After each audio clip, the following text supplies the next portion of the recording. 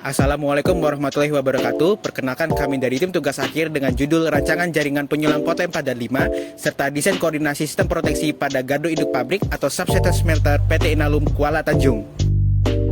Perkenalkan, nama saya Jonathan Tambun dengan NIM 210601211401134 dengan subjudul Perencanaan Saluran Transmisi Penyuplai Gardu Induk Potline 4 dan 5 pada PT Inalum Kuala Tanjung.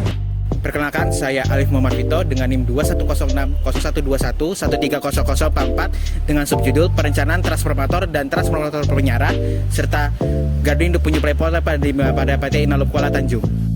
Perkenalkan, saya Givari Azhar dengan NIM 210601211401116 dengan judul tugas akhir Perancangan Proteksi Tambahan pada Substation Smelter PT Inalum Kuala Tanjung. Perancangan saluran transmisi penyuplai gardu induk Potline 4 dan 5 pada PT Inalum Kuala Tanjung.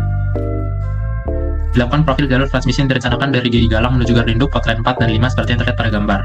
Lalu dilakukan perhitungan arus nominal berdasarkan daya yang diketahui, didapatkan arus nominal sebesar 2099,45 ampere. Dari arus nominal tersebut dilakukan penentuan konduktor berdasarkan datasheet yang ada, yang terlihat pada gambar. Lalu dilakukan perhitungan mekanisme saluran untuk mencari andongan, jarak bebas, dan jarak antar konduktor menggunakan rumus yang ada pada gambar berikut. Selanjutnya dilakukan penentuan isolator untuk saluran transmisi ini, di mana isolator yang digunakan yaitu menggunakan FXBW 275-1 Lalu untuk sistem proteksi petir menggunakan dua metode, yaitu menggunakan metode sudut lindung seperti yang terlihat pada gambar berikut, dan menggunakan metode rolling spare. Penentuan ground wire dan tower grounding, di mana ground wire yang digunakan yaitu menggunakan OPGW tipe AC129-724.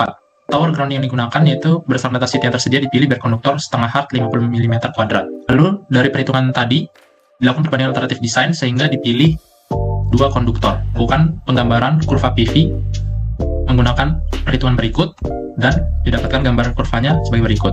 Lalu untuk biaya investasi saluran transmisi dapat dilihat pada gambar, dan untuk aspek kelayakan ekonominya menggunakan dua metode yaitu payback period dan benefit cost ratio, di mana payback period mendapatkan nilai 0,217 tahun dan benefit cost ratio sebesar 46,07. Kemudian terkait perencanaan transformator, dari transmisi yang direncanakan dilakukan validasi dengan menggunakan etap. Lalu terkait konfigurasi busbar dan kelas isolasi dan penjelasan sebagai berikut. Lalu terkait transformator utama dan kebutuhan spesifikasi berikut dengan vector group mengikuti existing. Didapati ada pilar spesifikasi 3 jenis trafo, dan 3 jenis trafo tadi dapat dijadikan 11 variasi dengan 5 variasi trafo identik dan 6 variasi trafo campuran. Untuk penentuan solusi menggunakan wave method dengan pembuatan sebagai berikut. Yang pertama adalah terkait keandalan, yang kedua adalah total on cost dengan rugi inti dan rugi tembaga. Lalu terkait titik tegangan daya kritis dengan poin-poin sebagai berikut. Lalu terkait ketersediaan lahan dan jumlah unit untuk menentukan kompleksitas operasional kompresori dan maintenance. Tadi dapatkan solusi berupa variasi trafo 4x230 dan 2x230 sebagai variasi terbaik di antara variasi lainnya. Lalu terkait transformator penyara dan kebutuhan spesifikasi sebagai berikut dengan jumlah minimal 5 unit. Didapati jumlah unit optimal ada 5 unit plus 1 cadangan dengan downtime yang rendah dan jumlah unit yang sedikit. Lalu digunakan variasi konfigurasi phase shift dengan konfigurasi sebagai berikut. Dan didapati pemodelan atas sebagai berikut, dan analisis THD didapati bahwa kondisi semua unit penyala adalah THD 0% dan kondisi satu unit nonaktif THD-nya tidak memenuhi standar. Lalu dilakukan solusi reduksi harmonik dengan menggunakan filter harmonik pada orde 11, dan setelah ditambahkan filter orde 11 dan tekan hingga 0 di bawah 0,2%. Lalu ini adalah diagram satu garis terkait gardu itu 25 kafe, dan ini luar ganti di kafe Potline dan 11 kafe. Dan terkait analisis kelayakan secara ekonomi, payback period adalah 1,0307 tahun dan benefit cost ratio 7,65, dan mengindikasikan bahwa proyek ini sangat layak. Nah, untuk terkait total home distortion bisa dilihat pada simulasi yang berikut. Didapati bahwa THD-nya adalah 0% untuk semua unit menyala.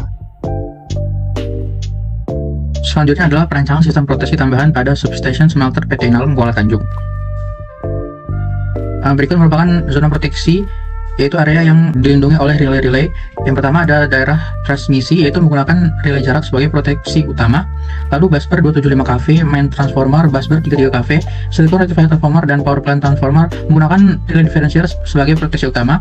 Lalu terdapat proteksi cadangan juga, yaitu relay arus lebih, relay gangguan tanah, relay tegangan, dan juga relay frekuensi. Kemudian berikut adalah simulasi dari relay jarak, yaitu menggunakan software etap 21 dan menggunakan fitur Strategy Protection dan Coordination.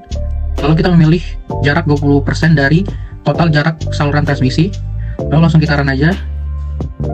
Dan di sini terlihat koordinasi dari relay yang bekerja, yaitu disk galang dan juga disk KT yang merupakan relay jarak dan relay ini bekerja pada waktu 20 millisecond dan membuka CB225 dan 227 pada waktu 53 millisecond.